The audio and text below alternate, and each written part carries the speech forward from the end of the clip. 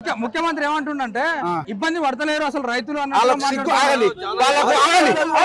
వాళ్ళకు సిగ్గు కొమ్మేరు నాగేశ్వరరావు గారికి సిగ్గుంటే ఏ మండలానికి 20 లారీలు తెల్లారితో పంపించాలి. మన సీతాకి ఏం మాట్లాడింది ఊరే సరిపని ఉందన్నది. ఇక్కడ ఈ పబ్లిక్ ఏది ఏంది 5 మంత్రులు 5 నెలలు మాట్లాడతానులేండి. మంత్రులు లేకుండా ఏంటంటే ఒక ఆమె మంచిగా ఉందంటాడు, ఒక ఆమె అక్కడ ఢిల్లీలో మాట్లాడే ఉంటాడు. మొన్న మన ఎంపీ బలరాం నాయక్ ఏమన్నా తెలుసా, వస్తానే మీకు నెక్కొండ కాడ 20 లారీలు వస్తాయి మీరు బాధపడకూడదు అన్నాడు. ఆగండి ఏనాడు అన్నాడు 29వ తారీఖు అన్నాడు సార్. ఇవాళ ఎన్నో తారీఖు, నిన్న అసలే బంద్.